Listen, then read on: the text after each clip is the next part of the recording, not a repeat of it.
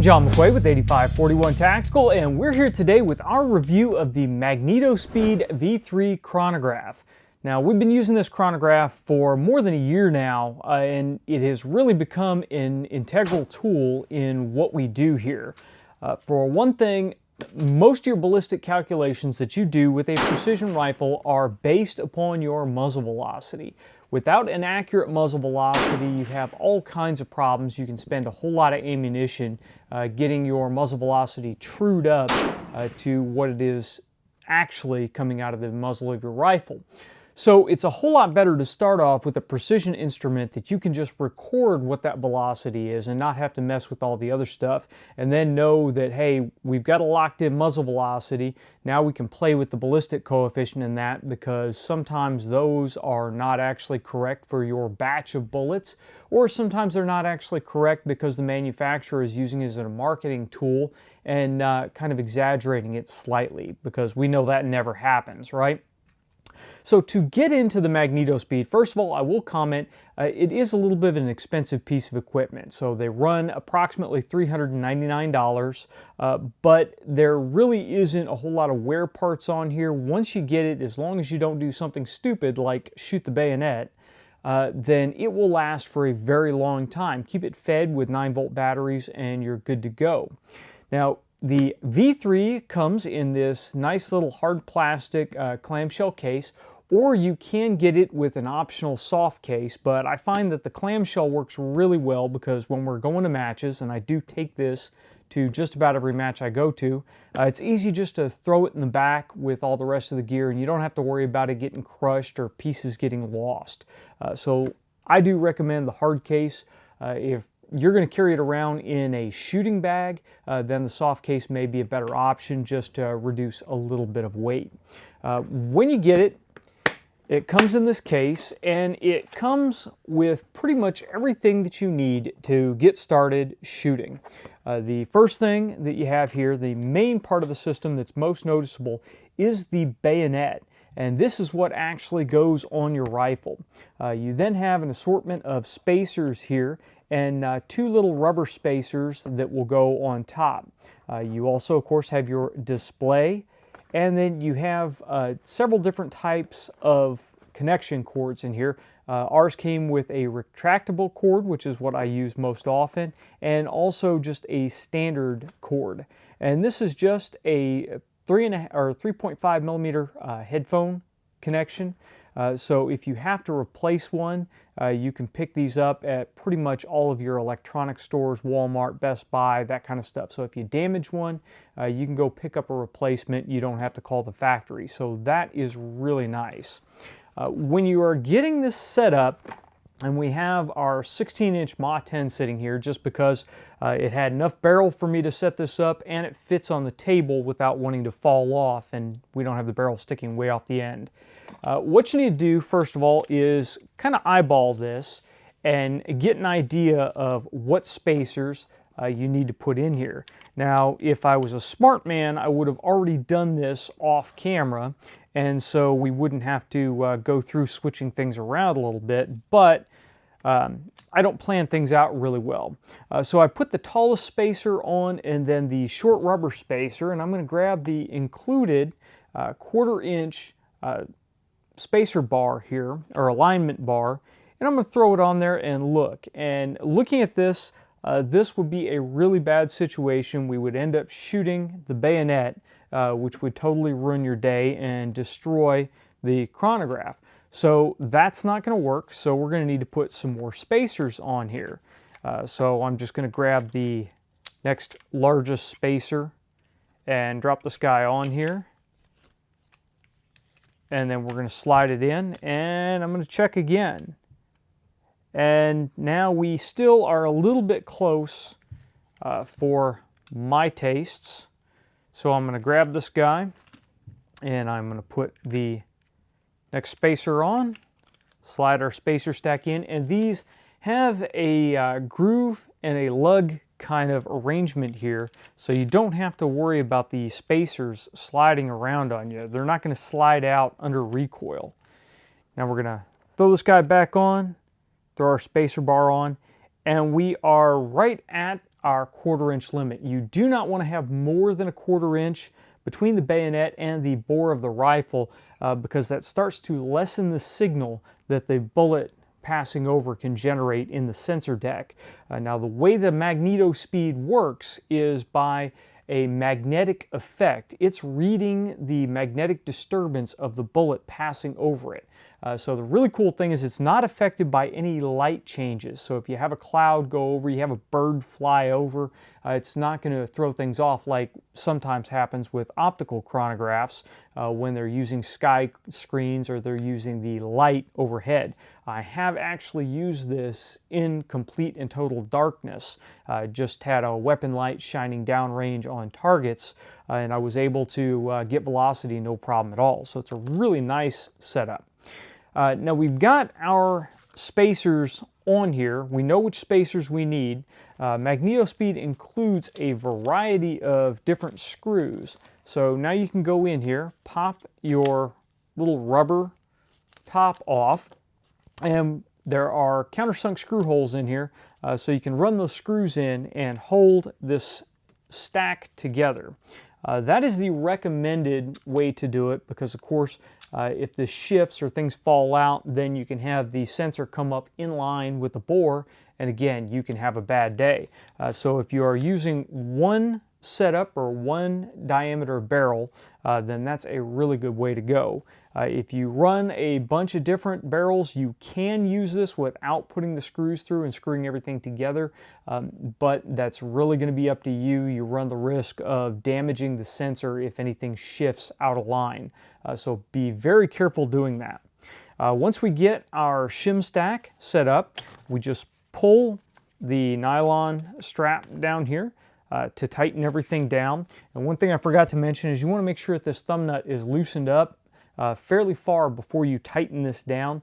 Don't go too far because it will fall off the bottom and then you'll have to put it back together. There's nothing keeping it on there. But once we get everything in, you can just tighten the thumb nut down, which puts some tension on the strap. I like to put a good deal of tension on. I haven't seen anything break on it. If you go too far, then it will just start slacking out a little bit through this cam buckle that's in here. But once we get the thumb screw tightened down, we're just going to pass the webbing through the loop that's on the back side. And then I like to kind of double it up and then come back up through there just to keep the wind from blowing that around. Now I've got it on kind of loose here just for demonstration purposes because obviously we're not going to fire the rifle here in the shop. But you do want to get it on there pretty tight so that it's not going to rattle around. Now one thing, because you see our arrangement here, we have the bipod really close to the back of the sensor where the headphone jack is. One thing that I like that Magnetospeed did is they put a second jack on the bottom here. So depending upon what your arrangement is, you may need to come in from the bottom to plug your sensor in or plug your wire in instead of coming in through the back. So that was really good forethought on their part. Now you'll notice our head unit here is totally powered off and really there are no power buttons on it. You've got these 3 buttons on the front. It's a really simple design. So to power it on, you do actually have to plug the cable in. Now the sensor does not need to be plugged in. So if you're at home and you just want to actually read what your last shot string was, you can just plug a headphone jack in and it will power on. You don't actually have to get everything set up and plug the sensor in here. So now we're all set up, and I'm not going to go through the entire menu here because that would be incredibly boring for you guys. But this thing has a ton of settings. The key things that we want to talk about is it will archive your settings to an SD card here. So once you're done and you've shot a string, you can go back and you can save that string on the SD card for later offloading to your computer or offloading on to Magnetospeed's XFR adapter, which plugs into your Android or Apple smartphone and utilizes their XFR app. So if you want to keep your stuff on your cell phone so that you can go back through and you can reference a shot string later on, that's a great way to do that. So you can archive your shots, you can delete your shots, of course, you can clear everything out, and the important one is you can set sensitivity. So we haven't really found a need to mess with the sensitivity shooting most of the jacketed hollow point bullets or match bullets that we shoot. But if you go shooting 22s or air guns, because this is air gun compatible, then you may need to affect the sensitivity. Now the sensitivity doesn't actually make the bayonet more sensitive. What the sensitivity setting does is it changes the threshold of what will trigger a shot in the unit. So what that sensitivity setting is it's looking for a bullet passing by, and it's looking for that magnetic effect to breach a certain level before it says, okay, we know that was a rifle shot, let's record what happened. If the sensitivity is too low, then it's not going to see that as an actual rifle shot, and it's going to fail to record that shot. If the sensitivity is too high, then there can be some various different noise that works into the system. I'm not an electrical engineer. I'm not going to go into the great depths of how this system works. Just know that your sensitivity is setting what causes it to determine that was a shot and triggers the shot.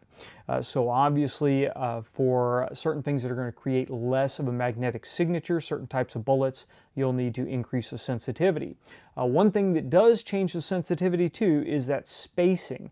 They do recommend 1/4 inch or closer spacing, and you don't want to get too close because you'll streak a bullet down the bayonet. I keep harping on that because I thought I had everything set up, and I actually ended up clipping the tip of a bayonet on one of these models.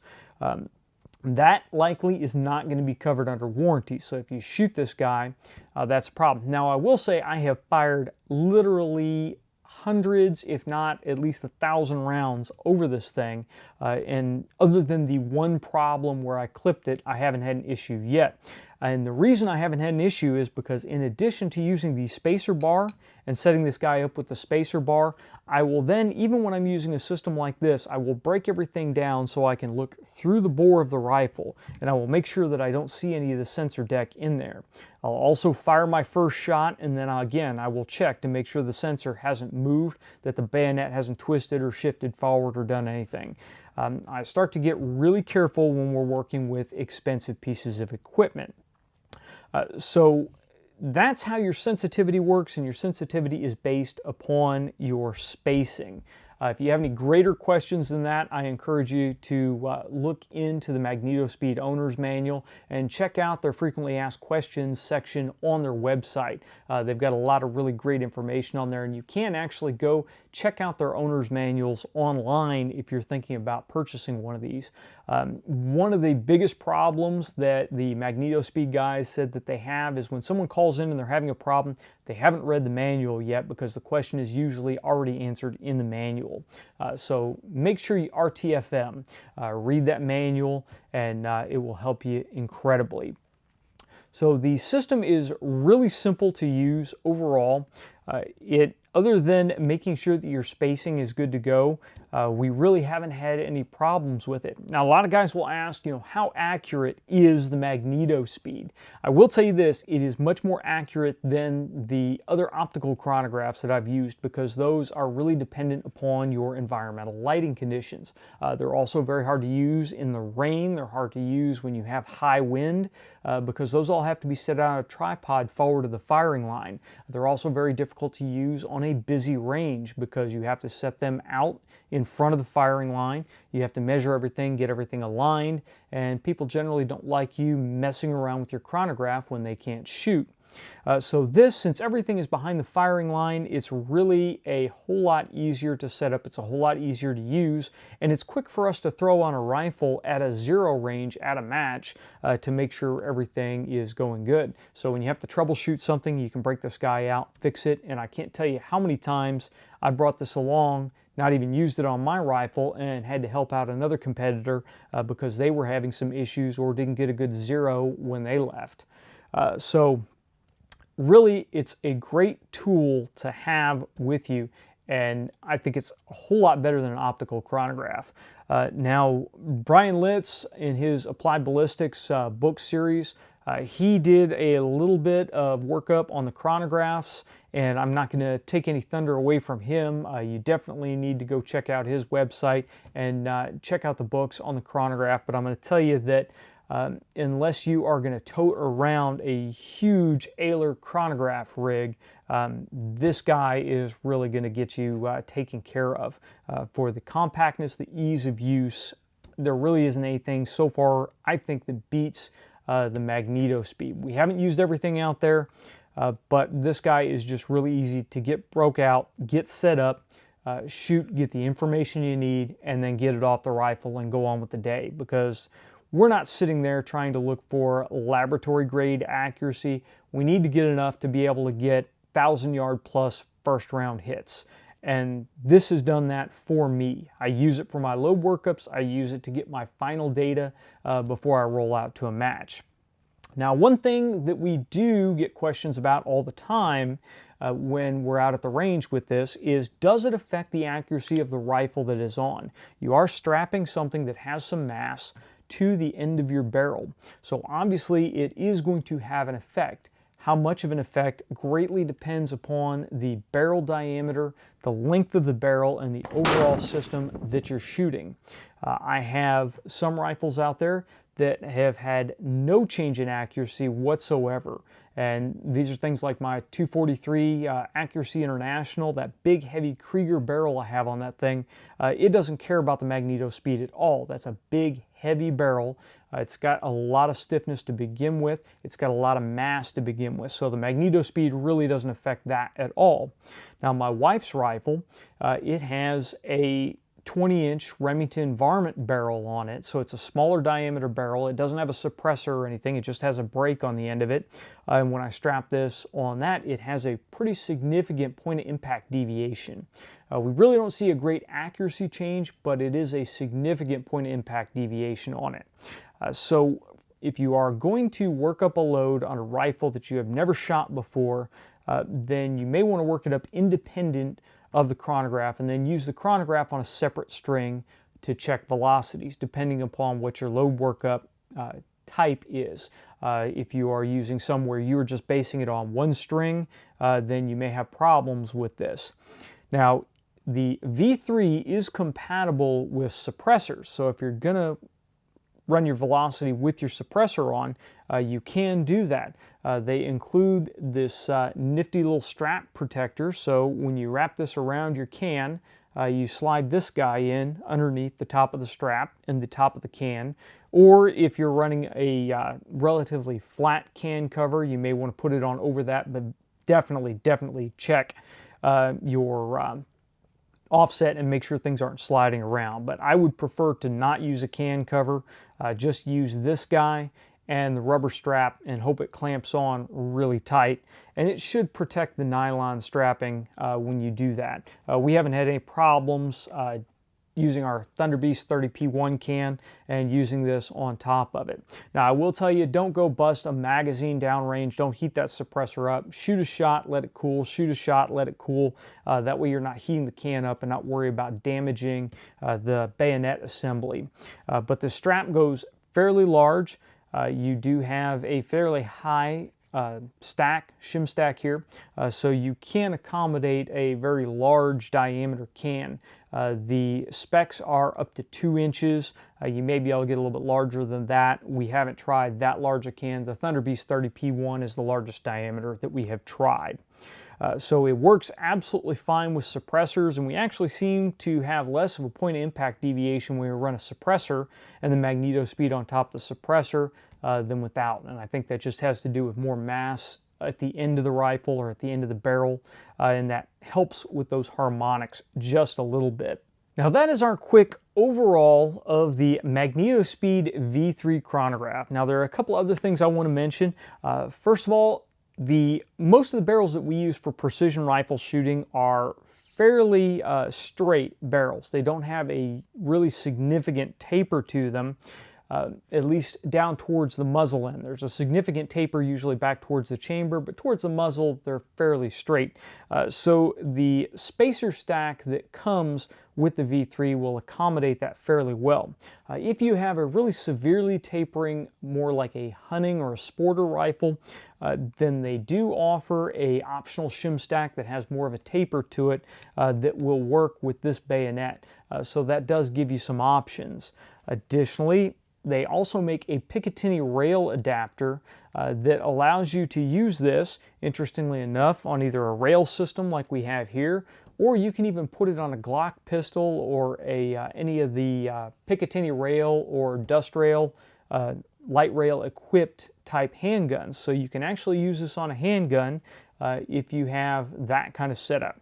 Now, if you have a revolver, then you can go ahead and strap this guy to the barrel of a revolver just fine.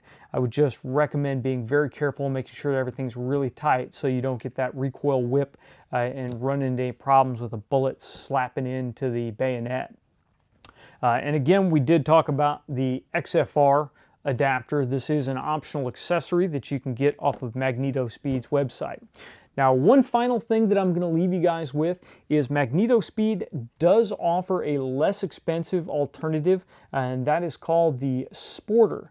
And the Sporter has fewer mounting options. It doesn't allow the use of a suppressor. It goes up to a 1-inch diameter barrel, and it has a much more simplified display unit. It is a one-button, more compact, single line of text display unit. But if you're the guy that's trying to get a very accurate chronograph for as little money as possible, then the Sporter may be up your alley. I like the convenience of the V3 because it is a whole lot easier. I have the full text readout display. I can see 4 or 5 shots at a time, whereas with the standard Sporter, you can't see that many shots. I say 4 or 5 shots. It'll actually read my last 3, but it's very easy for me to scroll through, and like I have a 10-shot string in here now. It's quick for me to go back through and look at each one of those settings. It also displays my max, my min, and either my standard deviation or my extreme spread with one glance on the right hand of the screen. So the Sporter does not allow you that. But the Sporter is a significant discount over the V3. So again, if you are really on a budget, then the Sporter may be something that you want to look into. That's it for our quick review of the Magnetospeed V3 chronograph. I have to tell you, I really do love this guy. It works great. It goes to the range with me every single time.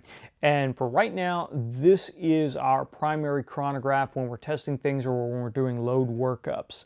So if you guys have any questions on the Magnetospeed chronograph, please leave them in the comments section below or send them to us on Facebook or Twitter. If you like this video, please make sure you like, share, and subscribe. And until next time, get out and shoot.